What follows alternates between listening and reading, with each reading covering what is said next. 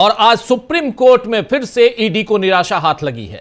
8 जनवरी को कोलकाता में ईडी ने इंडियन पॉलिटिकल एक्शन कमेटी यानी आईपैक पर छापेमारी की थी, जिसके बाद ममता बनर्जी ने इसका विरोध किया और छापेमारी के बीच में ही पहुंच गई थी। तो ईडी इसकी शिकायत लेकर पहले हाईकोर्ट, कोलकाता हाईकोर्ट पहुंची और सुप्रीम कोर्ट भी चली गई।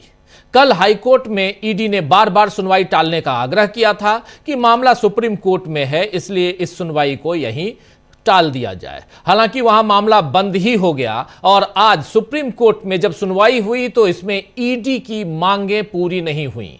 ईडी चाहती थी कि ममता बनर्जी पर एफआईआर दर्ज हो और उसका आदेश दिया जाए, जो अदालत ने नहीं दिया। ईडी चाहती थी कि मामले की सीबीआई जांच हो, यह मांग भी पूरी नहीं हुई और इसके साथ ही अब अदालत ने 3 फरवरी को फिर से सुनवाई की तारीख दी है। और इसके अलावा तीसरी मांग ईडी की थी कि इनके ऊपर, ममता बनर्जी के ऊपर और वहां के डीजीपी के ऊपर एफआईआर दर्ज करने के साथ साथ इस केस को किसी दूसरे राज्य में शिफ्ट किया जाए। इन तमाम मसलों पे और इसके अलावा ममता बनर्जी के ऊपर जांच में बाधा डालने, अपराध करने, डकैती करने, जी हां, डकैती वर्ड, रोबरी वर्ड का वहां इस्तेमाल किया गया है और इन सब का आरोप लगाया जाए, जो आरोप पहले से इन्होंने लगाया और कोर्ट इसको वहां जस्टिफाई करे, लेकिन ऐसा नहीं हुआ, उस पर मुहर नहीं लगी। ईडी चाहे तो इस बात पर खुश हो सकती है कि ममता बनर्जी को नोटिस जारी हुआ है, लेकिन इससे उसके लगाए गंभीर आरोप साबित नहीं हो रहे हैं। आपको बता दूं कि आज की सुनवाई में ईडी ने पश्चिम बंगाल की मुख्यमंत्री ममता बनर्जी पर जांच में बाधा डालने का आरोप लगाया है। सॉलिसिटर जनरल तुषार मेहता ने कोर्ट को बताया कि मुख्यमंत्री ने ईडी के अधिकारियों की मौजूदगी में सबूतों को अपने कब्जे में लिया, यानी ममता बनर्जी ने सबूतों की चोरी की। और ईडी ने यह शिकायत भी की कि मुख्यमंत्री के साथ पुलिस की मौजूदगी में मोबोक्रेसी यानी भीड़ तंत्र, लोकतंत्र पर हावी हो रहा है। ईडी ने आईपैक रेड के दौरान मुख्यमंत्री द्वारा एक ईडी अधिकारी का मोबाइल फोन भी ले जाने का दावा किया है, यानी मुख्यमंत्री ने एक ईडी अधिकारी का मोबाइल फोन भी लेकर चली गई मुख्यमंत्री। जब कोर्ट ने ईडी से पूछा कि आप आईपैक पर रेड डालने क्यों गए, यह पूछा कोर्ट ने, तो तुषार मेहता जो सॉलिसिटर जनरल हैं, उन्होंने बताया कि यह 2742 करोड़ रुपए के मनी लॉन्ड्रिंग मामले से जुड़ा हुआ है और जिसमें अवैध कोयला खनन और बिक्री शामिल है।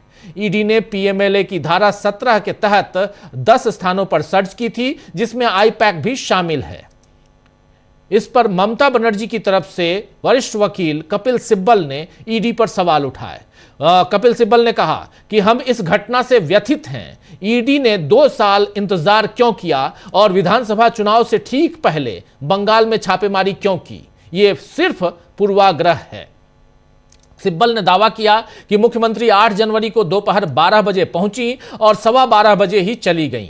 8 जनवरी को सुबह दोपहर 12 बजे मुख्यमंत्री पहुंची और 12:15 बजे यानी 15 मिनट में चली गई, यानी वो वहां सिर्फ 15 मिनट ही रही। इतनी देर में इंसान क्या कर सकता है? जाहिर है सिब्बल के सवाल सीधे बीजेपी को कटघरे में खड़ा करते हैं, जो चुनाव से पहले विपक्षियों पर जांच एजेंसी के जरिए दबाव डालती है। आज सुनवाई में ईडी ने अदालत से आग्रह किया कि वकीलों को उन मामलों पर मीडिया से बात करने से रोकने के लिए स्पष्ट दिशा निर्देश यानी गाइडलाइन बनाने पर विचार किया जाए, जिनमें वे पेश हो रहे हैं। तुषार मेहता ने तर्क दिया कि प्रेस कॉन्फ्रेंस के माध्यम से सार्वजनिक टिप्पणी चल रही कार्रवाई को प्रभावित कर सकती है और न्यायिक प्रक्रिया को कमजोर कर सकती है। इस दलील का जवाब देते हुए कपिल सिब्बल ने कहा कि ऐसा कोई भी प्रतिबंध जांच एजेंसियों पर भी समान रूप से लागू होना चाहिए। साथ ही उन्होंने यह भी कहा कि सीबीआई और ईडी जैसी संस्थाएं नियमित रूप से अपनी पसंद के पत्रकारों को चुनिंदा जानकारी लीक करती हैं। ये जो आखिरी है, सीबीआई और ईडी जैसी संस्थाएं नियमित रूप से अपनी पसंद के पत्रकारों को चुनिंदा जानकारी लीक करती हैं। इस तरह सिब्बल ने ईडी को भी कटघरे में खड़ा कर दिया।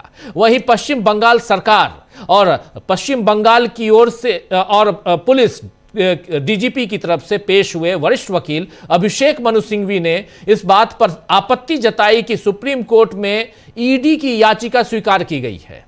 सिंघवी ने बताया है कि एजेंसी इसी मुद्दे पर पहले ही कलकत्ता हाई कोर्ट में याचिका दायर कर चुकी है और उसके बाद ही सुप्रीम कोर्ट में याचिका दी है। सिंघवी ने पीठ से कहा, इस बेंच से कहा, 2 जजों की बेंच थी, कहा कि दोनों याचिकाएं एक जैसी हैं। ईडी एक साथ 2 अदालतों में याचिका नहीं दायर कर सकती। यह सिर्फ अदालती कार्रवाई का दुरुपयोग है। एक साथ आप 2-2 जगह याचिकाएं कैसे दायर कर रहे हैं?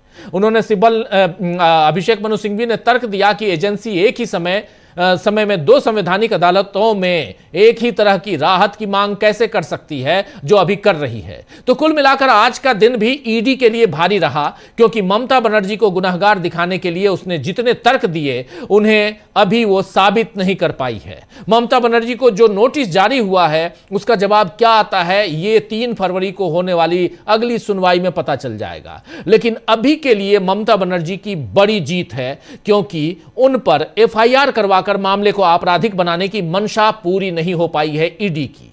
तो ईडी के मामले पर आगे हम विस्तार से चर्चा करेंगे, लेकिन इससे पहले एक जानकारी और बहुत महत्वपूर्ण जानकारी महाराष्ट्र से है। आप जानते हैं कि महाराष्ट्र में निगमों के चुनाव हो रहे हैं, नगर निगमों के चुनाव हो रहे हैं, और उसमें सबसे बड़ा जो है वो निगम वो है बृहन मुंबई म्युनिसिपल कॉरपोरेशन, मुंबई महानगर पालिका जो है वो, और उसके समेत 29 नगरीय निकाय चुनाव हुए हैं आज, और इनमें भी चुनाव आयोग पर सवाल उठ रहे हैं कि उसने उंगली पर लगाने वाली स्याही ऐसी इस्तेमाल की है जो पानी से धुल जा रही है। उद्धव ठाकरे, जो आप वोट डालने जाते हैं तो आपके ऊपर, उंगली के ऊपर एक निशान लगाया जाता है, उस निशान से आप बताते हैं कि मैंने वोट डाला है। ये जो निशान है देखिए, लेकिन इसका डेमोन्स्ट्रेशन हो रहा है, देखिए ये, और इसको कांग्रेस ने इसे ट्वीट किया है। ये देखिए, कांग्रेस ने ट्वीट किया है कि इस पर यहाँ सैनिटाइजर लगाया गया, डिटॉल का सैनिटाइजर है, और देखिए ये निशान मिट गया,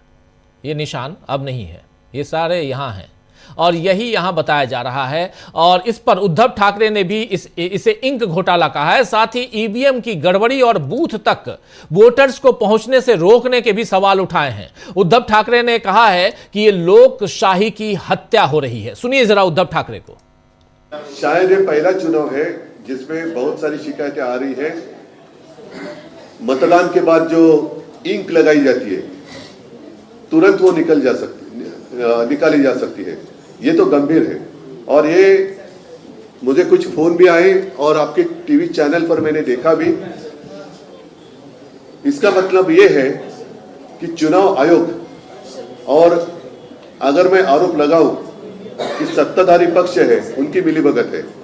बहुत सारे मतदाता ऐसे हैं कि उनका नाम उनको ढूंढना पड़ रहा है किस मतदार यादी में है। और स्वयं गणेश नाइक, जिन्होंने कहा था कि टांगा पलटी घोड़ा फरार का है, तो उनका मतदान केंद्र ही फरार हुआ है। तो ये बहुत सारी गड़बड़ी इस बार दिखाई दे रही है। और अभी मैंने एक लेटर प्राप्त हुआ है। हाँ, ये देखो,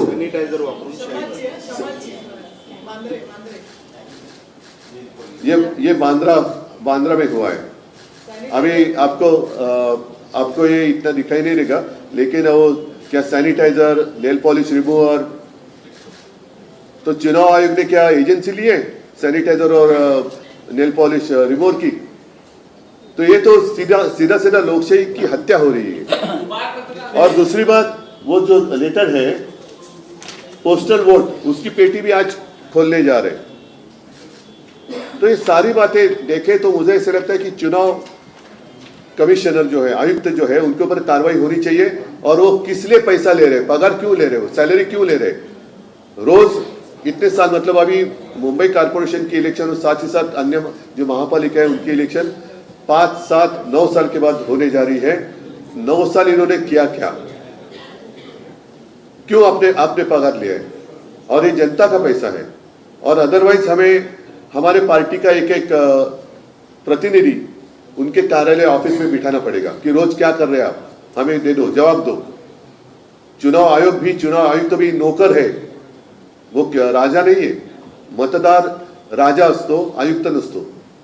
ठीक आहे, तरी सुद्धा मी सर्व जिथे जिथे निवडणुका सुरू आहेत तिथल्या सर्व तो सुन रहे थे आप यहां महाराष्ट्र में आज बीएमसी सहित 29 नगरीय निकाय चुनावों के चुनाव हुए और उसमें धांधली के आरोप लगाए जा रहे हैं। उद्धव ठाकरे की तरफ से, कांग्रेस की तरफ से भी धांधली के आरोप लगाए गए हैं और सबसे बड़ी धांधली यहां बताई जा रही है कि उंगली में जो निशान लगाते हैं, स्याही इंक जो लगाते हैं आप, वो धुल जा रही है। तो ये सबसे बड़ा स्याही घोटाला इसे कहा जा रहा है और लोकतंत्र की हत्या कही जा रही है। सीधे सीधे चुनाव आयोग के ऊपर यहां आरोप लग रहे हैं। अब महाराष्ट्र में क्या धांधली के सहारे बीजेपी जीतेगी, यह देखना होगा।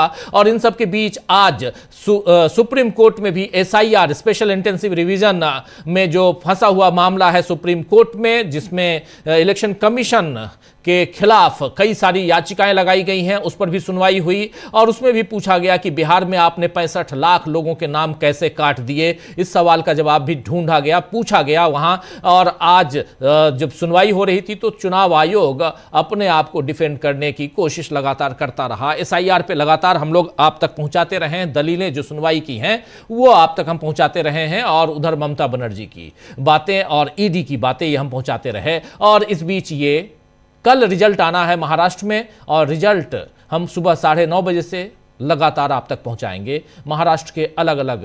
और लेकिन इस बीच आज जो चुनाव हुए महाराष्ट्र में, वोटिंग प्रतिशत देने से चुनाव आयोग ने मना कर दिया है। कहा कि चुनाव आयोग का कहना है कि हम आज वोटिंग प्रतिशत नहीं देंगे, कल इसकी काउंटिंग है तो वोटिंग प्रतिशत कब आएगा इसका कोई ठिकाना नहीं। चुनाव आयोग ने साफ साफ मना कर दिया है। कई सारी ऐसी चीजें हैं जिस पर चुनाव आयोग घिरता हुआ नजर आता है, लेकिन फिर भी चुनाव आयोग है, सरकार उनकी है। चलिए आगे बढ़ते हैं और आज चर्चा ममता बनर्जी बनाम ईडी की करेंगे।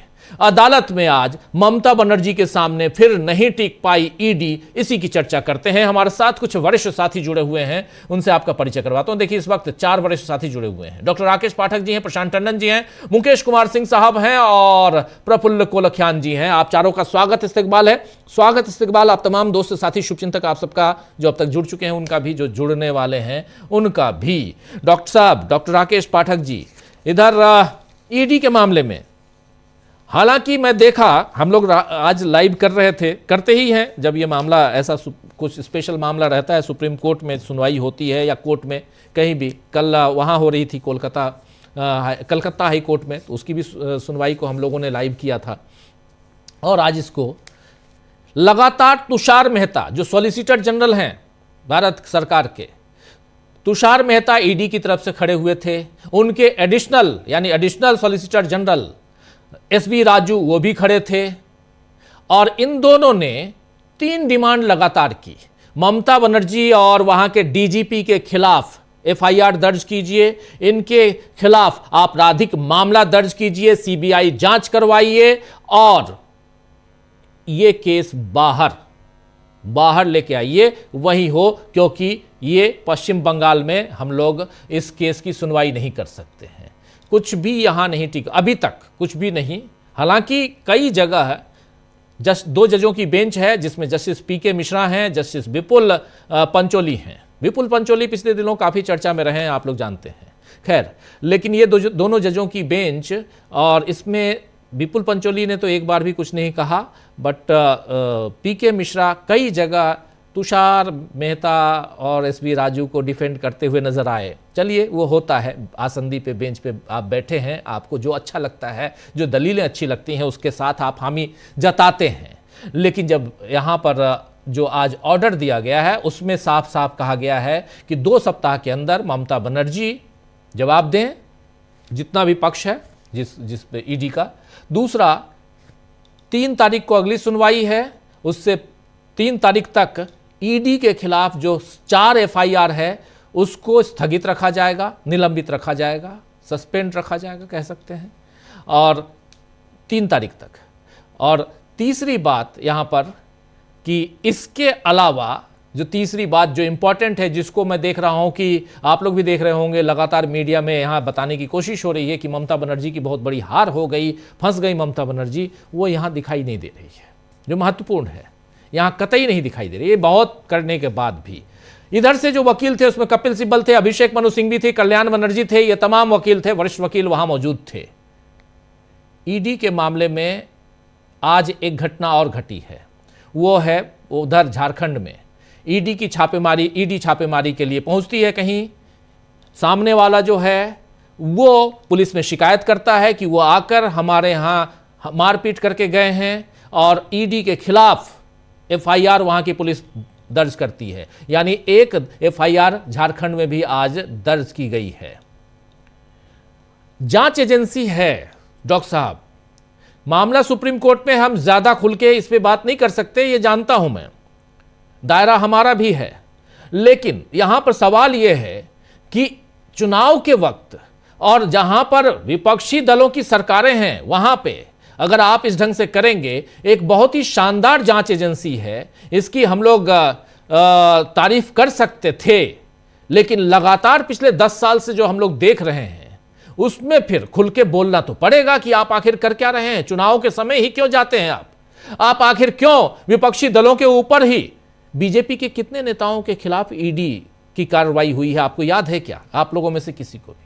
डॉक्टर साहब, आप तो भोपाल में बैठे हुए हैं, अभी वहां हुआ इंदौर में जो घटना घटी, अगर ये कहीं और होता तो ईडी सीबीआई सब पहुंच जाते। पहुंची क्या कोई जांच एजेंसी? डॉक्टर साहब आपकी बात।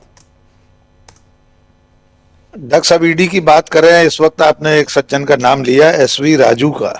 जी, एक वीडियो सोशल मीडिया पर तैर रहा है, एडिशनल सॉलिसिटर जनरल हैं एसवी राजू, एक वकील हैं मेनका गुरुस्वामी।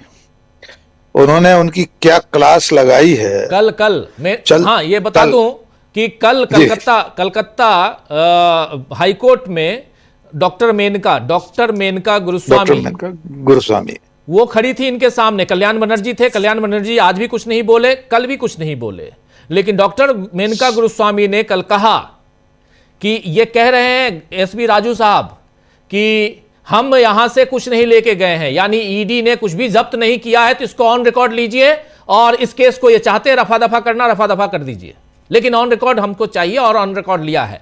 ये मैं सिर्फ अपडेट कर रहा हूं, लेकिन आप कुछ और बता रहे हैं, प्लीज। मैं सर ये बता रहा था कि मेनका गुरुस्वामी ने मुख्यमंत्री के लिए जिस तरह के शब्दों का, जिस तरह की भाषा का इस्तेमाल कर रहे थे एसवी राजू, उस पर जो तेवर दिखाए ऑन स्क्रीन, उन्होंने जिस तरह से लताड़ लगाई है, मैं उम्मीद करूंगा कि 1-2 मिनट बाद हमारे साथी इस वीडियो को दिखा दें, मैंने भेज दिया है जी।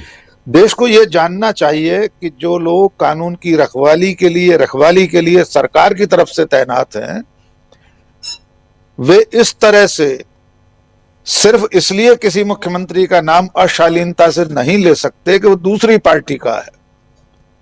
उनकी जिम्मेदारी कानून के प्रावधानों के अंतर्गत चीजों को रखना अदालत के सामने। ठीक है, वे सरकार और सरकार की एजेंसियों के हिमायती, उनके पैरोकार बनकर ही अदालत में खड़े हैं, लेकिन इससे आपको यह हक नहीं मिल जाता कि आप, ये वीडियो है, हम चाहेंगे थोड़ा सा ऊंची आवाज में इसको सुनवा दिया जाए देश को। जी जरा साउंड के साथ इसको ले आइए, साउंड के साथ ले आते हैं, अभी लाते हैं डॉक्टर साहब। जी हाँ, बिल्कुल। तो एक मिनट डॉक्टर साहब, आपको रोकना चाहता हूं, चलिए इसको सुन लेते हैं। Please mute yourself then. Please mute yourself. Please mute yourself. All right? This is unbecoming conduct. And the next time you want to, as law officer, refer to a sitting chief minister by her name, give her the dignity of calling her the chief minister of a state, a multi-term chief minister. There is a certain decorum to be maintained in a courtroom, Mr. Raju. I want to be clear here. This is what I'm... तो सुन रहे थे यहां, और कल हम लोगों ने जब लाइव हम लोग कर रहे थे तब भी हम लोगों ने भी मेंशन किया था, हालांकि तब चूंकि ये लाइव स्ट्रीमिंग हम नहीं दिखा रहे थे, लेकिन इन्होंने साफ कहा था, डॉक्टर मेनका गुरुस्वामी जो सामने स्क्रीन पर दिखाई दे रही है, इन्होंने साफ साफ कहा था कि मुख्यमंत्री हैं, संवैधानिक पद पर हैं वो, और जो अभी आपने सुना भी, वो संवैधानिक पद पे हैं और एक डेकोरम होना चाहिए, एक इज्जत होनी चाहिए, इज्जत दी जानी चाहिए। आप क्या ममता कह रहे हैं? एसबी राजू सामने दिखाई दे रहे थे दूसरे साइड और एसबी राजू बार बार टोका टाकी कर रहे थे, इसमें भी देखिए टोका टाकी कर रहे हैं और पहले भी कर रहे थे। और आज इन्होंने, ये इसलिए मेंशन करना यहां जरूरी है कि आज इन्होंने कोर्ट में, सुप्रीम कोर्ट में कहा है कि हमें वहां ठीक से अपनी दलील पेश करने की इजाजत नहीं दी गई, वो कोर्ट, कलकत्ता हाई कोर्ट से हमें उम्मीद नहीं है। सुप्रीम कोर्ट में कहा जा रहा है, सुप्रीम कोर्ट में ये कहा जा रहा है कलकत्ता हाई कोर्ट से, भाई आपके ही कलीग हैं वहां बैठे हुए, और वहीं से आपके कलीग ही आकर यहां संसद में भी बैठ गए हैं। डॉक्टर साहब जी जी जी बिल्कुल, उसी कलकत्ता हाईकोर्ट से सम्मानीय न्यायमूर्ति चंद घंटे चंद दिन पहले इस्तीफा देकर भारतीय जनता पार्टी की सदस्यता लेते हैं और फिर सांसद बन जाते हैं। और डॉक्टर साहब, सुप्रीम कोर्ट में भी तो ऐसे ही हाई कोर्टों से पदोन्नत होकर लोग पहुंचेंगे जिन पर आज की तारीख में सॉलिसिटर जनरल को या एडिशनल सॉलिसिटर जनरल को भरोसा नहीं हो रहा है कि कलकत्ता हाईकोर्ट पर भरोसा नहीं किया जा सकता। कल उन्हीं में से कोई सुप्रीम कोर्ट पहुंचेगा और सामने ऐसी किसी आसंदी पर बैठा होगा।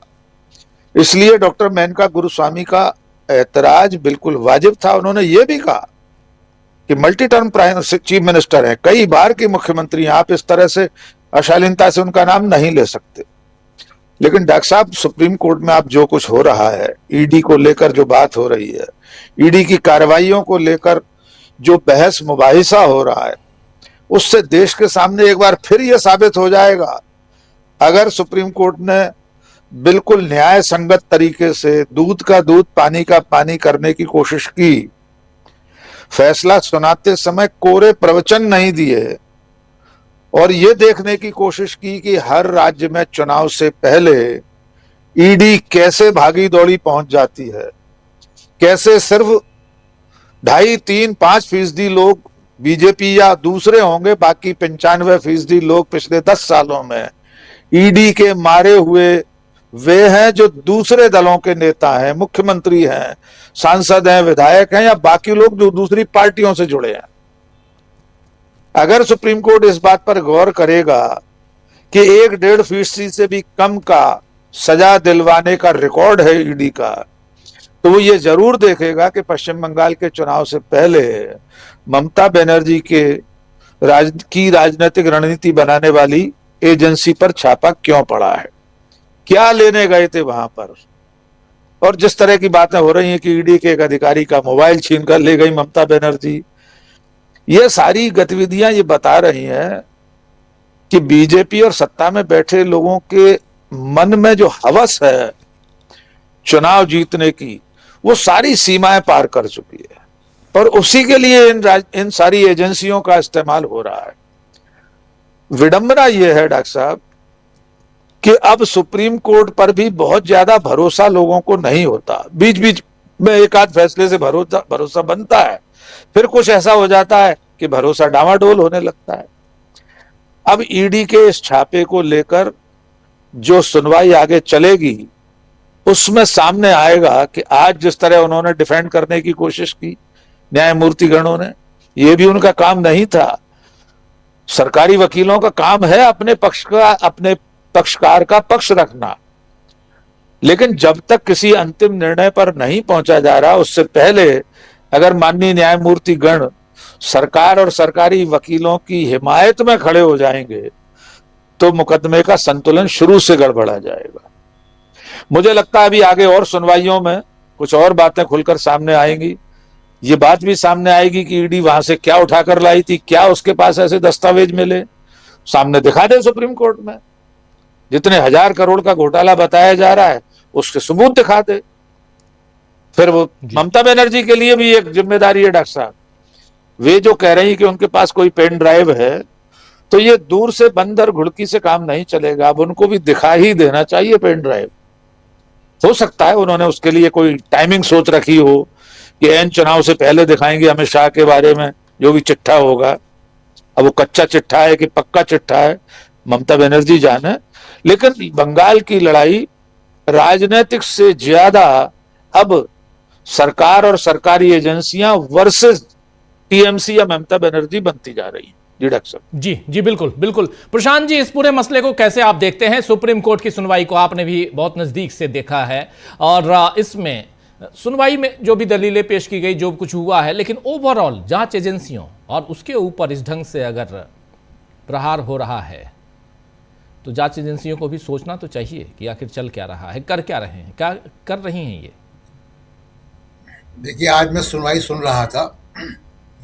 इस पूरे मामले में आज इस पूरे मुकदमे की हवा निकल चुकी है।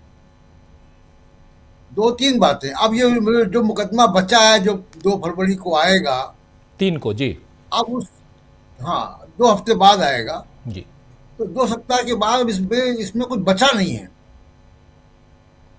अब वो केवल एक एकेडमिक मुकदमा होगा, जो 50 मुकदमे सुप्रीम कोर्ट में होते हैं वो होगा, सेमिनार जैसा मुकदमा चलेगा। अब ये जो उसका पॉलिटिकल उद्देश्य था उस मुकदमे का, उसका पूरा दोहन ममता बनर्जी ने कर लिया। अब जरा मैं सिलसिलेवार बताता हूं कि आज की जो सुनवाई है उसमें मुख्य बातें क्या थी। देखिए, ईडी का केस बहुत ही कमजोर था। उनका पंचनामा क्या कहता है, जो पंचनामा किया जाता है जब आप कहीं रेड मारते हैं, पंचनामा कह रहा है कि जी कोई जो हमारा इंस्पेक्शन था, जो रेड थी, जो तलाशी अभियान था, वो बहुत सुचारू रूप से चला, उसमें कोई व्यवधान नहीं था, हमने कोई चीज जब्त नहीं की है, ना डेटा जब्त किया है, ना कोई सामान जब्त किया है, ना कोई इक्विपमेंट जब्त किया है। ये पंचनामा है जिसमें कि 5 लोगों के दस्तखत हैं, ईडी के भी अधिकारियों के दस्तखत हैं। और पिटीशन फिर किस बात की, जब पंचनामा आपका ये कह रहा है, पिटीशन में आप ममता बनर्जी पे आरोप लगा रहे हैं। पंचनामा आपका कह रहा है कि बिल्कुल सुचारू रूप से चला, कोई उसमें व्यवधान नहीं था। तो उसका केस बड़ा कमजोर था। वो तो माननीय न्यायाधीश थोड़ा सा जो है वो सहानुभूति पूर्वक देख रहे थे केस को ईडी का, तो उन्होंने उतना सख्त रवैया नहीं अपनाया, लेकिन वो जितना कर सकते थे किया। दूसरा मामला ये है कि आप ईडी जब गई और वो कोर्ट में कानून के प्राविधान पढ़ के सुनाए गए कि आपने इन्फॉर्म कब किया। अब ये बड़ा मजेदार है, ईडी वहां पे छापे मारती है सुबह 6:30 बजे या 7 बजे, सुबह। ममता बनर्जी वहां पहुंचती है 12:15 बजे और 15 मिनट रुकती हैं, 10 मिनट या 15 मिनट वहां पे रुकती हैं, और वहां से वो लैपटॉप और फाइल लेके बाहर आ जाती हैं। जी 12:30 बजे एक ईमेल जनरेट होता है कि हम कोलकाता आए हुए हैं और हमको यहाँ तलाशी अभियान करना है। तो यानी 5 घंटे बाद, 6 घंटे बाद आप सूचित कर रहे हैं वहां की पुलिस को। नहीं, अभिषेक मनु सिंघवी ने यहां पे ऑन रिकॉर्ड कहा है 6:45 पे ये ईडी की रेड की शुरुआत करते हैं। ईडी रेड मारती है 6:45 सुबह, और 11:35 ऑन रिकॉर्ड 11:35 पे आप ईमेल भेजते हैं कि हम आए हुए हैं पुलिस को, कि हम यहां रेड मारने आए हैं। 11:35 पे बोले, ये ऑन रिकॉर्ड है। हाँ, तो ये आपने ममता बनर्जी जो वहां पहुंची या उसके आसपास आपने सूचित किया जब आपने। अब दूसरी बात है कि जो इसका पॉलिटिकल प्रोजेक्ट था, जो अभियान पॉलिटिकल अभियान था कि प्रशांत किशोर या वो आईपैक से ममता बनर्जी की पॉलिटिकल पार्टी का डेटा लेना था, वो ममता बनर्जी ने उठा लिया पहले से, तो वो विफल हो गया पूरा प्रोजेक्ट। ईडी का इस मुहिम में पॉलिटिकली, देखिए ये कोर्ट रूम नहीं है, हम तो पॉलिटिकल एनालिसिस कर रहे हैं इस मामले की। तो ईडी वहां पे पॉलिटिक्स करने गई थी। ईडी ममता बनर्जी की पॉलिटिकल पार्टी का डेटा उठाने गई थी, उसका कोर स्कैम से कोई मतलब नहीं था। वो कोर्ट में कुछ भी कहे, जो टाइमिंग है वो ये बता रही है, और जो रिएक्शन आया है वो ये बता रहा है, चाहे वो बीजेपी का रिएक्शन हो चाहे ईडी का रिएक्शन हो। तो वो एक पॉलिटिकल प्रोजेक्ट में वहां पे गए थे जो बिल्कुल फॉल फ्लैट जिसको कहा जाए, कि बिल्कुल औंधे मुंह गिर गया वो। और ममता बनर्जी ने उसमें अपना बड़ा स्कोर कर लिया, और ये एक बड़ा सेल्फ गोल बीजेपी की तरफ से हो गया। अब इस चुनाव प्रोसेस के दौरान ईडी को दोबारा नहीं भेज पाएंगे वो, अब तो जनाक्रोश पैदा हो जाएगा उसमें। तो कोर्ट में आप कुछ भी कहते रहे, इसलिए मैं कह रहा हूं कि आज उसकी हवा निकल चुकी है इस पूरे मामले की। अब उसमें कुछ बचा नहीं, केवल वो लीगल बहस करते रहे। दूसरी बात कि आज उनका केस बड़ा कमजोर था, जो उन्होंने ईमेल जनरेट किया रेड करने के 5-6 घंटे बाद। पिटीशन आपकी कुछ कह रही है, प्रेयर कुछ कह रही है, पंचनामा कुछ और कह रहा है। कब से आपने इंक्वायरी नहीं की इसमें, अचानक आप चुनाव के आसपास आप पहुंच गए, किसी पॉलिटिकल प्रोजेक्ट में पहुंच गए। अब वहां पे कपिल सिब्बल और अभिषेक मनु सिंघवी, दो बहुत बड़े सीनियर वकील खड़े थे, उन्होंने इसका पूरी हवा निकाल दी इनके पूरे ईडी की। वो डिफेंड नहीं कर पाए, वो केवल बार बार ये कह रहे थे कि कोर्ट अपनी तरफ से कुछ कर दे। अब जहां तक कोल स्कैम का मामला है राजीव जी, कोल स्कैम में से ममता बनर्जी का तृणमूल कांग्रेस का कोई मतलब नहीं है। आप करते रहिए जांच उसकी। नहीं तो पूछा ना, कपिल सिब्बल ने कहा ना, कपिल सिब्बल ने कहा कि 24 फरवरी 2024 को आप आखिरी बयान दर्ज करते हैं इस कोल स्कैम में, और उसके बाद अभी आपको यह दिखाई देता है कि अब जाना है, हमको रेड मारना है, तब जबकि सामने चुनाव है। इस पर तुषार मेहता कह रहे हैं कि कोलकाता में अभी, पश्चिम बंगाल में अभी चुनाव कहां है। कपिल सिब्बल ने कहा इस पे कि अगर आपको लग रहा है कि चुनाव नहीं है तो बहुत अच्छी बात है, हालांकि नोटिफिकेशन से गिर रहे थे जी।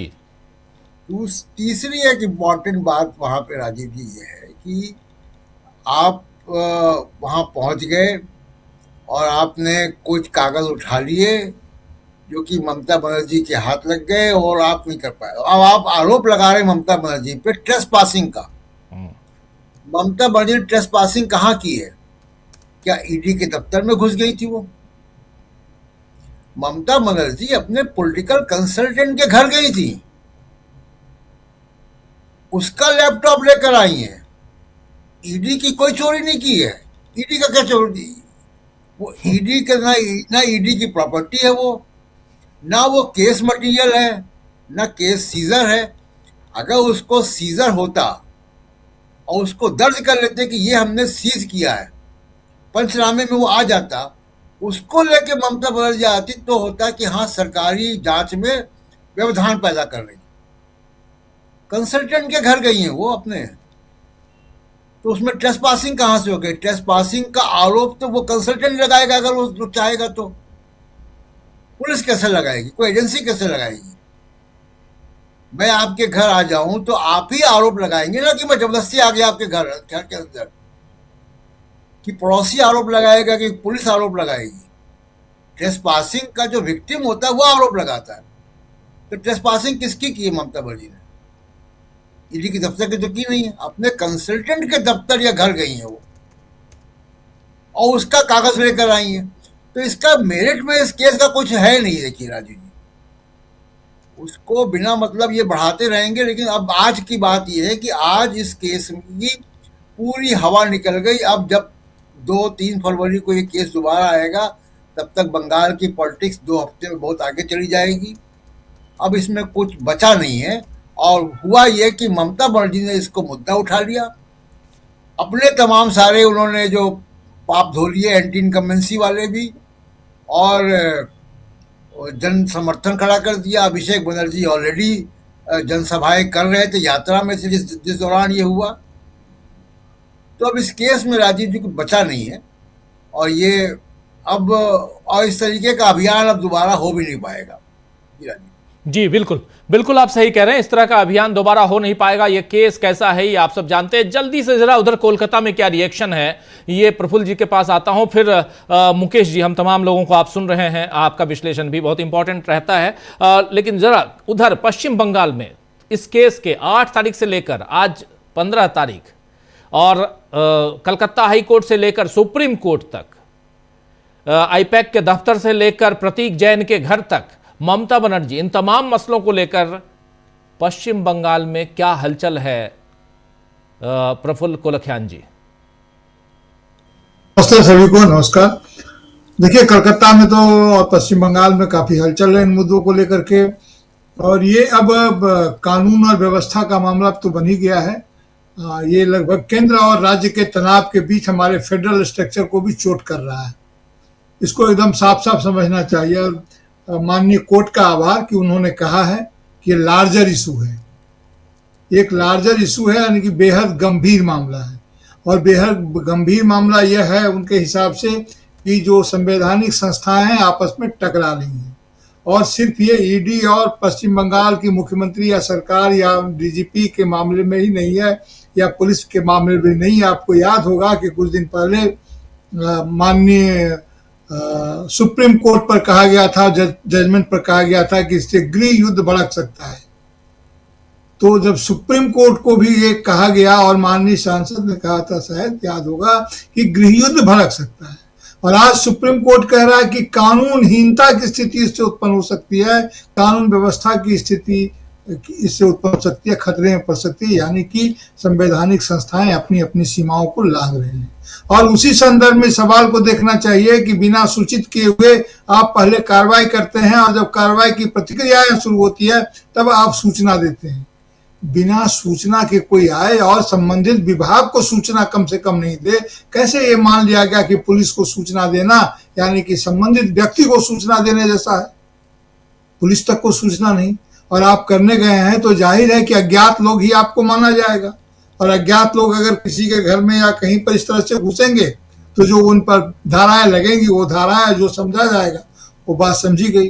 तो बंगाल में यह परसेप्शन बिल्कुल ही, प्रशांत सर सही बात कह रहे थे कि इसका पॉलिटिकल जो लोग करना चाहते थे, लीगल फाइट अभी चलेगा, कॉन्स्टिट्यूशनल फाइट भी चलेगा, क्योंकि स्टेट निश्चित रूप से ये बड़े इसकी तरफ बढ़ रहे हैं, क्योंकि स्टेट और संघ सरकार और जो राज्य सरकार है इसके बीच में इसको फिर से रिश्तों को पुनर्परिभाषित किया जाएगा। वो जब एक समय में जो सरकारिया आयोग की जो स्थिति थी उसकी यादें फिर जागेंगी और फिर नए तरह के फैसले कोर्ट के तरफ से ही आएगा, क्योंकि यह बेसिक स्ट्रक्चर से जुड़ता हुआ मामला बनता जा रहा है। क्योंकि आप राज्य की संस्थाओं को भी ध्यान में नहीं रखेंगे तो इस तरह का फैसला होगा। पॉलिटिकल परसेप्शन के रूप में ये लोग भले ही गाल बजा रहे हैं, कह रहे हैं कि हम जीत गए या हमारे पक्ष में आया, लेकिन असल बात यह है कि ये पूरा का पूरा ईडी के खिलाफ गया है। अब किसके खिलाफ, आईपैक के खिलाफ गया, ममता बनर्जी या सरकार के खिलाफ गया, यह अलग बात है, लेकिन इनका रवैया जो दर्शाया गया, माननीय ने कहा कि आप एक सिटिंग मुख्यमंत्री को इस तरह की भाषा का इस्तेमाल कोर्ट में नहीं कर सकते हैं, ये कोई मैदान तो है नहीं, तो हर जगह को इन्होंने बना दिया है। तो ये एक बहुत बड़ा मामला हो गया है। और एसआईआर को लेकर के काफी तनाव, यहाँ पर सुनवाई चल रही है, काफी तनाव लोगों के मन में है, आसपास में है। 2-3 जगह बड़ी बड़ी घटनाएं हो गई हैं। कहीं बीएलओ को बंद कर दिया घर में, इसको बंगला में बोलते हैं अटका दिया गया है पंचायती सीमा में। कहीं बीएलओ के बाहर में, जहां पर बीएलओ सुनवाई कर रहे हैं, वहां पर भारी अफरा तफरी मची है। उत्तर दिनाजपुर में उस इलाके में इस बात को लेकर के भी काफी बची है, बीडीओ के घर में और भी ये हुआ है। और भारतीय जनता पार्टी के साथ बीडीओ भी वहां पर हैं, और ये क्या उसको बोलते हैं, एमएलए हैं। तो काफी अफरा तफरी मच रही है। लोगों को लग रहा है कि जानबूझ करके इनको परेशान किया जा रहा है। लोगों का कहना यह है कि हमारे नाम वाम जब सब सही थे, फिर से भरे गए, फिर आप क्यों हमको नोटिस दे रहे हैं, फिर क्या सुनवाई कर रहे हैं। यानी कि ये जो घुसपैठिया बनाने की कोशिश कर रहे हैं यहाँ लोगों को जानबूझ करके, जिसके तरफ इशारा किया गया वो यहाँ पर सफल होगा नहीं। और इसलिए कोर्ट में ईडी जो मांग कर रही थी, आपने भी ठीक ही ये किया, रेखांकित किया है। लेकिन मैं चाकुलिया की बात कहता हूँ। दिनाजपुर में जिस ढंग का, मतलब एसआईआर के पास जिस ढंग का, ये उत्तर दिनाजपुर के पास, बल्कि जिस ढंग का कार्रवाई लोगों ने की है वो भयानक है। ये जो मांगने गए थे, सीबीआई जांच मांगने गए थे, नहीं हुआ। और सीबीआई जांच मांगने क्यों गए थे? क्योंकि पिछली बार ही राज्य में सीबीआई के, जानते हैं कि सीबीआई दिल्ली पुलिस एक्ट के तहत सीबीआई काम करती है और राज्यों का परमिशन उसे चाहिए या न्यायालय का आदेश चाहिए यहाँ पर आने के लिए। तो वो नहीं हो तो सीधे आप यहाँ पर नहीं आ सकते, इसलिए वो वहां से मांगने गए थे। क्योंकि सीबीआई के साथ ये सीमा है, इसीलिए इसका इन्फोर्समेंट डायरेक्टरेट का इस्तेमाल होता है। तो उन्होंने कहा कि सीबीआई जांच कराइए। सीबीआई किस चीज की? ये जो घटना कोर्ट में वगैरह वगैरह घटी उसकी, और कलकत्ता से बाहर कराइए, ऐसा इनका आरोप लगा। और वहां पर सभी ये थे, वकील थे जिनको वहां से निकालने के लिए या निकलने की बात नहीं हुई, वहां पर माननीय कोर्ट ही उनको निकाल सकते थे। इन तमाम वकीलों को इन्होंने तृणमूल कांग्रेस की भीड़ के रूप में रेखांकित किया और यह वहां सब बताया कि भीड़ तंत्र से सरकार चल रही है। निरंतर पॉलिटिकल एनालिसिस तो ये कहता है कि लगातार बहुसंख्यक और बहुमत के अंतर को मिटा देने वाली राजनीतिक पद्धति आज भीड़ के दबाव या भीड़ तंत्र की बात कर रही है, वो भी अदालत के संदर्भ में, जहां पर सभी वकील थे पैसे से, कोई आमजन तो थे नहीं, कोई पार्टी कार्यकर्ता तो था नहीं। इस बात को सुप्रीम कोर्ट को निश्चित रूप से सुप्रीम कोर्ट की नजर में है। इसीलिए सुप्रीम कोर्ट ने कहा कि लार्जर इशू है, और लार्जर इशू ये है कि ये हमारे इस तरह की कार्रवाइयां अगर केंद्र सरकार और केंद्र सरकार की एजेंसियां करेंगी और डबल इंजन में का दोहरा रवैया अगर अख्तियार करेंगी डबल इंजन के नाम पर, तो जाहिर है वो हमारे बेसिक स्ट्रक्चर को छुएगा, और अगर ये छुएगा तो हमारे देश के लिए बहुत खतरनाक है। देखा जाए इसका पॉलिटिकल तो नरेशन जो है वो परसेप्शन तो तृणमूल के पक्ष में गया है, नरेशन वहां गया है। अब हमारे संविधान में हमारे जो न्यायिक संस्थाएं हैं वो इसको कितनी गंभीरता से लेती हैं और लार्जर इशू का कितना सेंसिटिव रिजोल्यूशन निकालती हैं, रिजॉल्व करती हैं, इसकी उम्मीद हमें रहेगी कि कोर्ट पर तो हर किसी को भरोसा करना ही होगा। देखते हैं आगे क्या होता है। जी बिल्कुल बिल्कुल आप सही कह रहे हैं, बिल्कुल सही कह रहे हैं। और ये जो विजुअल अभी आप देख रहे हैं, ये इस विजुअल को तृणमूल कांग्रेस की सांसद महुआ मोइत्रा ने शेयर किया है। महुआ मोइत्रा इस विजुअल को शेयर करते हुए अभिषेक बनर्जी चूंकि जब अपनी दलील पेश कर रहे थे तो लिखती हैं, माफ़ी चाहूँगा, अभिषेक मनु सिंघवी लिख रही हैं यहाँ पे, वरिष्ठ अधिवक्ता अभिषेक मनु सिंघवी ने आज अदालत में एक चौंकाने वाला विरोधाभास उजागर किया जो भाजपा द्वारा केंद्रीय एजेंसियों के दुरुपयोग की जड़ तक जाता है। नियम के अनुसार प्रवर्तन निदेशालय यानी ईडी को किसी भी परिसर में प्रवेश करने से पहले स्थानीय पुलिस को सूचित करना अनिवार्य है, लेकिन आईपैक छापे में तथ्य कुछ और ही कहानी बयां करते हैं। क्या यहाँ उसके आगे लिखती हैं कि ईडी सुबह 6:45 पर आईपैक कार्यालय में दाखिल हुई। स्थानीय पुलिस को सुबह 11:30 बजे सूचित किया गया, यानी तो 6 साल तक कार्रवाई में देरी करने के बाद ईडी को अचानक अत्यावश्यकता का एहसास हुआ, लेकिन फिर भी उसने कानून का पालन करने में 5 घंटे अतिरिक्त का समय लिया। ये यहाँ पर कह रही हैं महुआ मोइत्रा, और उस वीडियो को शेयर करते हुए। और इसके बाद आगे लिखती हैं महुआ मोइत्रा कि ये प्रवर्तन नहीं है, ये डराना धमकाना है, ये प्रक्रिया नहीं है, ये राजनीतिक प्रतिशोध है। जब नियमों को मनमाने ढंग से तोड़ा जाता है और एजेंसियां पहले कार्रवाई करती हैं और बाद में उसे सही ठहराती हैं तो लोकतंत्र ही खतरे में पड़ जाता है। संदेश स्पष्ट है, विरोधियों के लिए कानून और भाजपा के लिए स्वतंत्रता। ये बात यहां लिख रही हैं। और इसके साथ साथ इस वीडियो को फुल स्क्रीन ले आइए। साउंड थोड़ा सा सिंबॉलिक ही सही, लेकिन जरा सुन ले क्या बातचीत चल रही है। My learned friend, I heard Mr. Mehta making what again is I can ascribe to mildly to wrong instructions. He said we informed them, and I believe I heard the word yesterday. I mean the day before the event happened. I may have been wrong. I may not have heard you correctly. In which case I'm wrong. Well, it's the first and only intimation came from a casual email. Email can't be casual and non-casual. That's what the intimation was by email. Have you heard my sentence fully? No, have you heard my sentence? You realize? I mean, you don't be presumptuous, Mr. Mehta. You started your search at 6:45. The email is 11:30. In which calendar, from which Gregorian or non-Gregorian calendar does 11:30 happen before 6:45? I'd like to understand that. So before you interrupt, get your instructions right. That's why I say, obviously, if I'm searching his house and I send an email 11:30 to create a paper trail, I started searching the house at 6:40. First and only intimation came from a casual email. Email can't be casual and non-casual. That's what the intimation was. Have you heard my sentence fully? No, have you heard my sentence? You realize? I mean, you don't be presumptuous, Mr. Mehta. You started your search at 6:45. The email is 11:30.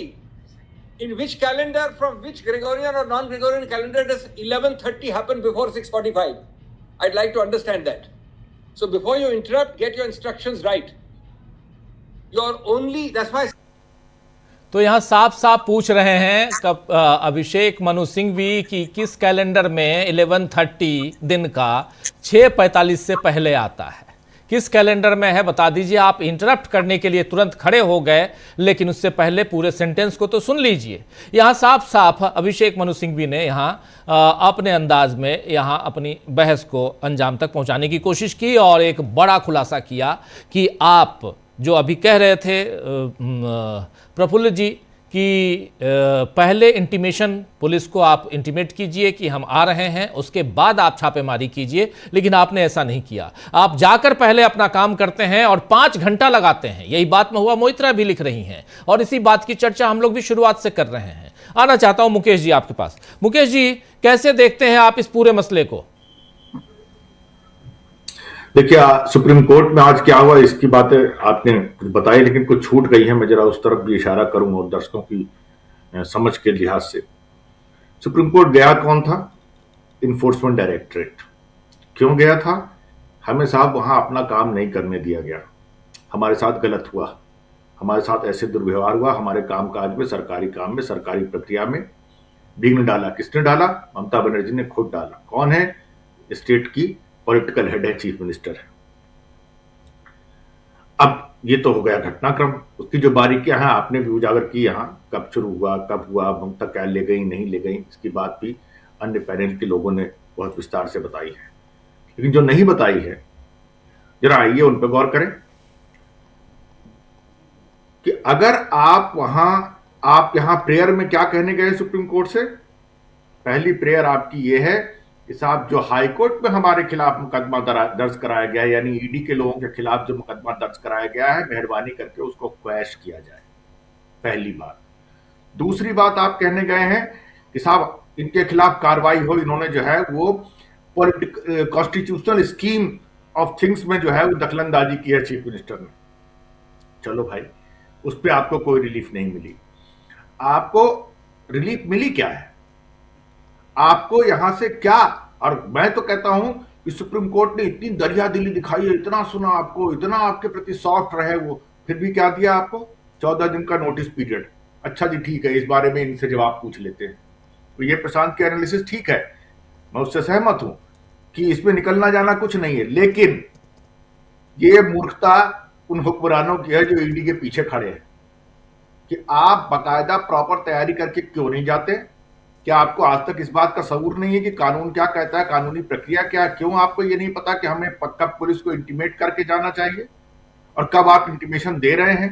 और वहां जाकर के आपने 5 घंटे की red करने में मतलब भर की सारी बातें जान ली, वसूल ली, कर ली, फिर भी आप वहां अटके थे। क्यों? ममता बनर्जी के आने का इंतजार कर रहे थे क्या? ये तमाम बातें सुप्रीम कोर्ट में बैठे हुए जज हुक्मरान समझ रहे थे, लेकिन उनका रवैया क्या था? वो हर तरीके से ईडी का साथ देना चाहते थे, लेकिन उनको जगह नहीं मिल रही थी। क्या कहते हैं? किस तरह के जजेस की टिप्पणी है ऑन द रिकॉर्ड कि साहब इससे जो है वो बहुत बड़ा कॉन्स्टिट्यूशनल डेंजर पैदा हो जाएगा। सरकार अगर काम करने जा रही है, सरकारी एजेंसी अगर काम करने जा रही है, तो उसके जो अधिकार है उसकी तो दुहाई दे रहे हैं जज साहब इनकी दलीलों में हाँ में हाँ मिलाते हुए, लेकिन एक इंडिविजुअल की क्या उसके हक है, उसकी बात क्यों नहीं की? अगर आप इंसाफ देने की कुर्सी पर बैठे हैं तो आपको दोनों पक्षों का गुनाह देखना चाहिए। और बीजेपी से इतनी बड़ी मूर्खता हुई है। एक तो उन्होंने ईडी को इस तरीके से ऐन वक्त में भेजा क्योंकि अभी तक उनका कभी इस तरह से वास्ता नहीं पड़ा था उनकी ईडी का, जो ममता जी ने यहां दिखाया। लेकिन दूसरी तरफ क्या हुआ? दूसरी तरफ यह हुआ कि ममता को जो पॉलिटिकल माइलेज से मिलना था, ठीक है, अपनी जगह पे मिला, लेकिन कल्पना कीजिए कि जिस दिन ईडी ने ये सब कुछ किया, ममता सड़क पे उतर आए, अगर उसी दिन बीजेपी के हुक्मरानों ने हिम्मत दिखाई होती और पश्चिम बंगाल की सरकार को भंग कर दिया होता, कहा होता कि कॉन्स्टिट्यूशन मशीनरी जो है यहाँ ब्रेकडाउन हो गई और हम यहाँ राष्ट्रपति शासन लगा रहे हैं, चाहे नहीं वो सारे वो भी तो प्लान ए बी सी उन्होंने प्लान नहीं कुछ कर रखा था। क्यों? क्योंकि वो लीगली साउंड जगह पे नहीं थे। उनका काम था खाली ट्रॉमेटाइज करना अपने पॉलिटिकल अपोनेंट को। लेकिन वो ममता बनर्जी है, उनका अपना राजनीति करने का तरीका है, सड़क पे उतरने का तरीका, और उन्होंने दिखा दिया। जिस एनालिसिस की तरफ प्रशांत इशारा कर रहे थे शुरुआत, उन्होंने वो मार्जिन वो चीज कैसे ले ली। आज मुझे सुप्रीम कोर्ट की कार्रवाई आपने लाइव की है, मैंने भी सुना है उसको, मुझे तो कहीं से नहीं लगता कि इन जजेस ने, ठीक है, दूध का दूध और पानी का पानी करने वाला कोई रवैया अपनाया हो। मैं इनकी पर्सनल इंटीग्रिटी, इनके पॉलिटिकल बिहेवियर, ये कैसे आए यहां तक पहुंचे, मैं इस पे नहीं जाना चाहता। मैं ये देखना चाहता हूं कि आपने कोर्ट में किस तर्क को, किस तवज्जो को, किस दलील को किस नजर से देखा। मेरे लिए सिर्फ इतनी बात महत्वपूर्ण है। फैसला तो आपने अभी दिया ही नहीं, आगे क्या देंगे? भाई आप मांग रहे थे दूसरे राज्य में हमारी सुनवाई करवा दो, उन्होंने नहीं दी, तो दिया ही कुछ भी नहीं। उन्होंने क्या किया? एक नोटिस थमाया, कर दिया, एक नोटिस दिया है कि 2 सप्ताह में जवाब दीजिए। कुछ नहीं है, इसके अलावा कुछ नहीं है। और बीजेपी इसी पे प्रेस कॉन्फ्रेंस कर रही है। मुकेश जी, बीजेपी इसी पे प्रेस कॉन्फ्रेंस कर ली कि ममता बनर्जी को बड़ा झटका। बीजेपी के चाहने वाले जो लोग हैं उनको लगा अरे बाप रे क्या हो गया। लेकिन यहां जो ईडी मांग रहा था, ईडी की जो डिमांड थी, उस डिमांड को फुलफिल तो नहीं किया कोर्ट ने। कोई चीज, एक चीज नहीं हुई भाई। या तो आपकी एफआईआर क्वैश करने के बाद सुप्रीम कोर्ट ने कह दी होती, सुप्रीम कोर्ट हाई कोर्ट से बहुत ऊपर है, वो आपकी बात नहीं सुनी गई। दूसरे राज्य में सुनवाई की बात आपकी नहीं सुनी गई। आपकी बात कौन सी सुनी गई वहां जिसको आप विक्ट्री बता सकते हैं अपनी? वो है ही नहीं, बताएंगे कैसे? सुन लिया जो हुआ, ये बात तो सच है, 10 मिनट का मामला सुनने का था ये। सुप्रीम कोर्ट इसमें क्या इंटरवीन करेगा? जैसे ही आप ये कहेंगे कि हाँ साहब ईडी को जो है वो अंतहीन अधिकार दे दिए जाएंगे चुनाव आयोग की तरह, जैसे उनको दे दिया गया है एक अजीब सा पार्डन, उसका मतलब क्या होगा? क्या इन जजों को नहीं निपटा देगी वो ईडी? ये तभी तक है, लोकतंत्र लोकलाज से चलता है राजीव जी। लोकलाज उन कॉन्स्टिट्यूशनल अथॉरिटीज में, उन कॉन्स्टिट्यूशनल इंस्टीट्यूशन में मौजूद होना चाहिए। अगर ये इंस्टीट्यूशंस अपनी रीढ़ विहीन हो गए, ये जिन्होंने अपनी रीढ़ गंवा दी है, खो गए, तो फिर क्या नतीजा होगा? क्या निकल आएगा? और ये जो खतरा है ना गृह युद्ध का, ये गृह युद्ध की स्थितियां ऐसे ही, माफ कीजिएगा मैं उसका समर्थक नहीं हूं कतई भी, मैं किसी तरह की हिंसा का समर्थक नहीं, लेकिन जब आपको कानून पे, प्रक्रिया पे, अदालत पे इनसे इंसाफ मिलने की उम्मीद खत्म होने लगती है, तब आप क्या करते हैं?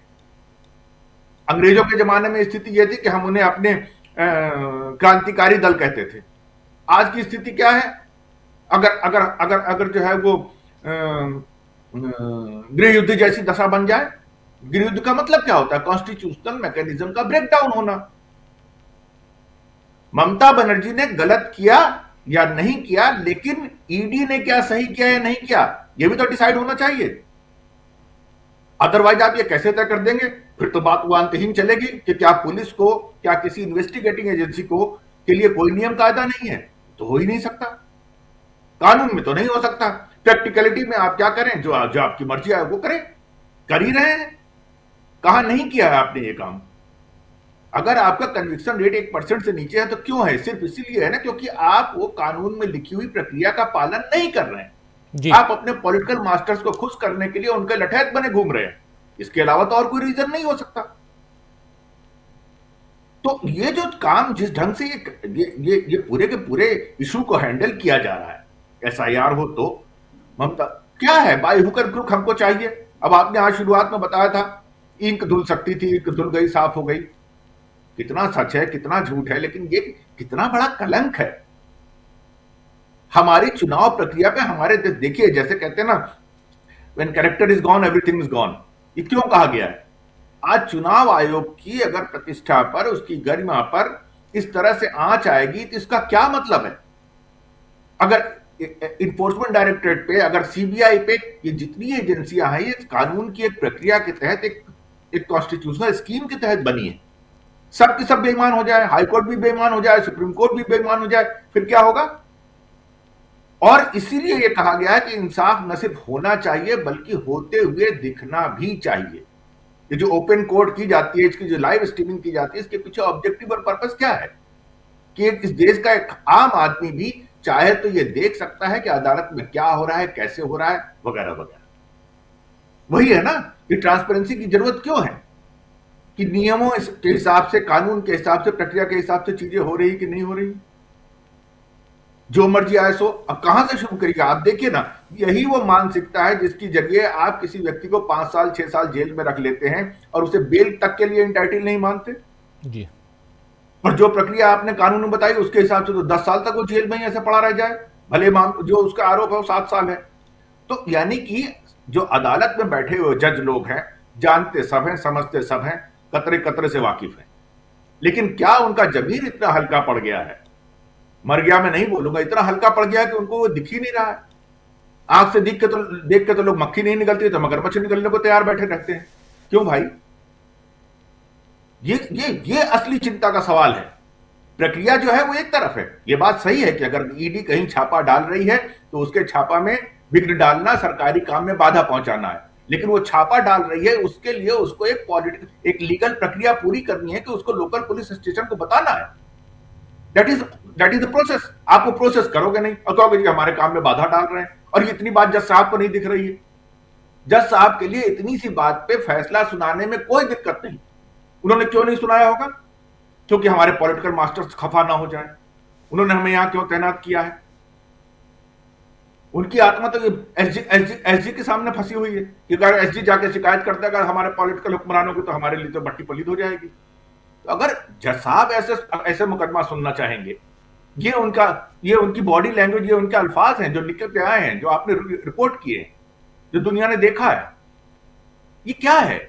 ये क्या बता रहा है? इतना कॉमन सेंस तो मुझ में है भाई कि अगर तुमने एक प्रक्रिया पूरी नहीं की है, मैं तो कोई कानून का विद्वान नहीं हूं, तुम्हारे पास ये ब्लैक एंड व्हाइट में लिखा हुआ है कि तुमको जाकर के नोटिस देना चाहिए, रोजाना तो तुम छापा ही मारते हो, तुमको ये प्रक्रिया ही नहीं पता है, तो तुम भैया इतना सा करके चले जाते जी। क्यों नहीं किया? और उसके बाद जो बात इन्होंने कही अपने कलकत्ता हाईकोर्ट में कि साहब ये चीज नोट किया जाए कि इन्होंने जब्त क्या किया है, और इन्होंने खुद कहा कि हमने कुछ जब्त नहीं किया। अरे सारे 2,500-3,000 करोड़ का मुकदमा बता रहे हो और तुम वहां पहुंच जाते हो और तुम्हारे हाथ में कुछ नहीं है। ये लॉजिकली सस्टेन नहीं होती चीजें। लीगली क्या होंगी ये समय तय करेगा, पॉलिटिकली क्या होंगी चुनाव से तय होगा, लेकिन लॉजिकली नहीं लगता है। यार तुम जैसे बिल्कुल मुंह उठाए, रात में किसी ने कहा जाओ सूर्य ममता क्या छापा मार देना, आप पहुंच गए ममता क्या, बाकी तैयारियां पीछे से होती रहेंगी, इसी तरह का लग रहा है। अरे भैया उस काम को पूरी प्रक्रिया करके जाते। तुमको अगर अपने पॉलिटिकल अपोनेंट से निपटने का तुम्हारे पास यही जरिया है कि तुम उनके खिलाफ ईडी, सीबीआई, इनकम टैक्स से निपट लोगे, एक तरीका ये अपना लो। दूसरा तुम्हारे पास बेईमानी का तरीका है, कोई कभी चुनाव आयोग को अपनी जेब में मुट्ठी में तुमने अपना जो है लठैत बना लिया है उसको, कोई बात है, तुम ऐसे ही लोकतंत्र चलाओ, इसी लोकतंत्र पे तुमको जो गुमान करना, जो डमरू बजाना है बजाओ, कोई बात नहीं, लेकिन कम से कम भैया उसको तो सलीके से कर लो। लगता है जैसे तुम उसको कुछ करने की तमीज नहीं है। ये दुखद है, बिल्कुल है, ये बात दुखद है कि इसकी ये क्या है, कैसा तुम राज चलाना चाहते हो, करो लठैती जो तुमको करनी है, लेकिन कोई तरीका तो अपना लो यार। तुम्हारे तो जुबान नहीं फूटती, ट्रम्प कुछ बोल देते हो तुम्हारी जुबान नहीं फूटती, और देश में 10 चीजें होती हैं तो तुम्हारी जुबान नहीं फूटती, पब्लिक रोती, गंदा पानी पीती, मरती तो तुम्हारी जुबान नहीं खुलती। अरे भैया कहां, कोई तो जगह बता दो कि जहां तुम्हारे अंदर संवेदनशीलता हो। अब तुम्हारे लोग जो है बैठ कर प्रेस कॉन्फ्रेंस करेंगे, ममता को झटका लग गया, देश के लोगों की आंखों पर्दा पड़ा है, किसी को ना अकल है ना बुद्धि है कि कोई कुछ देख सके समझ सके, बहुत बढ़िया है। फिर तो ऐसे चलो, चलाते रहो लोकतंत्र, देखिए कहां पहुंचता है। जी राजीव जी जी जी बिल्कुल। डॉक्टर साहब एक बार दोबारा आपके पास, और इसका थोड़ा सा पॉलिटिकल एस्पेक्ट समझने की कोशिश करते हैं, इम्पैक्ट क्या पड़ेगा इसका। और चूंकि 5 राज्यों के चुनाव हैं, बहुत महत्वपूर्ण चुनाव हैं, और यहाँ पर ये न ही महाराष्ट्र है, न ही हरियाणा है, न ही दिल्ली है, और न ही बिहार है। ये 5 राज्य जो हैं उसमें से एक राज्य में इस वक्त बीजेपी की पूर्ण सरकार है, पूर्ण रूप से, वो है असम। उसके अलावा पुदुचेरी में एनडीए की सरकार ज़रूर है, बीजेपी सहभागी है, मगर पश्चिम बंगाल सबसे महत्वपूर्ण है जहां पर बीजेपी चाहती है कि उसकी सरकार हो। लेकिन 2024 के रिजल्ट को देखिए, लोकसभा का रिजल्ट, उसमें बीजेपी पिछली दफा से आधे पे सिमट के रह गई थी। तो उस लिहाज से बहुत महत्वपूर्ण है ये चुनाव, और ऐसे चुनाव में ईडी को शुरुआत में झटका लगना, इसके क्या मायने हम देख सकते हैं, समझ सकते हैं, पॉलिटिकल इम्पैक्ट इसका क्या पड़ सकता है, इसका इम्पैक्ट वहाँ के वोटर्स पर क्या पड़ सकता है। एसआईआर आप करवा रहे हैं लगातार, तो ये एसआईआर, ईडी, जांच एजेंसियों के और भी दुरुपयोग या सदुपयोग जो कह लें, इन सब का, और इन सब के बीच बीजेपी कहाँ खड़ी नजर आती है इन 5 राज्यों में, और खासकर पश्चिम बंगाल में। डॉक्टर साहब, पहले अभिषेक मनु संघवी जो पूछ रहे थे उनसे कि किस कैलेंडर में 11:30 बजे 6:45 से पहले आते हैं, तो ग्रेगोरियन कैलेंडर की बात कर रहे थे। तो हम उनको एक मशवरा दे सकते हैं कि एक नया कैलेंडर जारी होना चाहिए जिसको मोदीरियन कैलेंडर कहा जा सकता है, अमृतकाल का, मोदी जी के नाम से। उसमें हो सकता है 11:30 बजे 6:45 से पहले आते हो। तो एक तो ये मशवरा पहुंच जाए उन तक, तुषार मेहता तक। जहां तक बंगाल को लेकर ईडी की कार्रवाइयां हैं, भारतीय जनता पार्टी, नरेंद्र मोदी, अमित शाह की जो बेचैनी है, वो अपने आप में ये बता रही है कि उनका कोई दांव बंगाल में चल नहीं पा रहा। पिछले हर चुनाव में, विधानसभा चुनाव में सारी कोशिशों के बावजूद भारतीय जनता पार्टी ममता दीदी को सत्ता से बाहर नहीं कर पाए। एक चुनाव में हमारे मध्य प्रदेश के घंटा मंत्री प्रभारी थे वहां, कैलाश विजयवर्गीय जी, भारी मेहनत की गई थी उस वक्त, अमित शाह के खासम खास हैं। उसके बाद से लगातार पूरे 5 साल बीजेपी इस कोशिश में रहती है किसी तरह ममता बनर्जी की पार्टी को तोड़ा जाए, दल बदल करा लिए जाए, हुए भी हैं, कई ममता बनर्जी के सहयोगी छोड़कर गए हैं, प्रफुल्ल जी ज्यादा विस्तार से बताएंगे।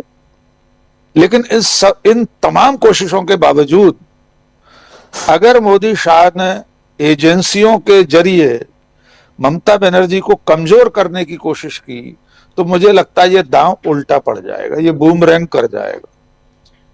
जो बंगाली भद्र लोग है, बंगाली मानुष है, वो आसानी से इस बात को स्वीकार नहीं करेगा कि एजेंसियों के जरिए ममता बनर्जी को या उनकी पार्टी को सत्ता से बाहर किया जाए।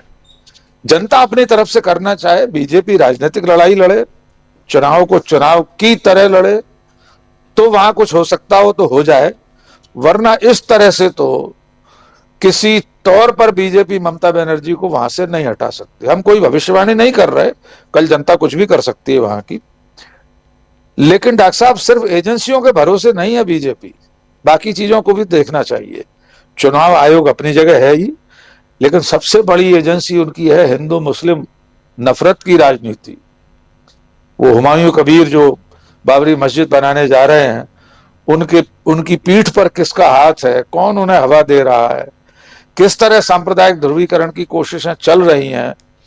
तो ये कई मोर्चे मोदी शाह ने खोल रखे हैं कि किसी तरह ममता बनर्जी को इस चुनाव में शिकस्त दी जाए। लेकिन अब तक अगर एजेंसियों की कार्रवाई का आप पूछ रहे हैं, तो मेरा मानना यह है इसका उल्टा प्रभाव वहां जनमानस पर पड़ रहा है। इससे पहले वहां एक अस्पताल में जो रेप और मर्डर हुआ था, उसके बाद भी पूरे देश में आसमान सिर पर उठा लिया था बीजेपी ने, सीबीआई की जांच करा ली, सब कर लिया। लेकिन ममता बनर्जी की जो जमीनी पकड़ है, उनकी जो लोकप्रियता है बंगाल के लोगों में, वो इतनी कम नहीं हुई है कि आप ईडी के जरिए उन्हें सत्ता से बाहर कर पाए। जी डॉक्टर साहब। जी बिल्कुल बिल्कुल। जरा प्रशांत टंडन जी, आपसे भी समझना चाहता हूं, कैसे आप देखते हैं, क्या इसका पॉलिटिकल इम्पैक्ट चुनाव पर क्या असर पड़ सकता है? देखिए, प्रफुल्ल जी अभी बड़ी दिलचस्प बात कर रहे थे कि सेंट्रल स्टेट इलेक्शन, सरकार या कमीशन, ये सब मुकदमे चलेंगे और हम लोग भी बहुत दिलचस्पी के साथ उसको देखेंगे। मेरा बहुत इंटरेस्ट है उसमें, एकेडमिक इंटरेस्ट है। लेकिन ईडी जिस पॉलिटिकल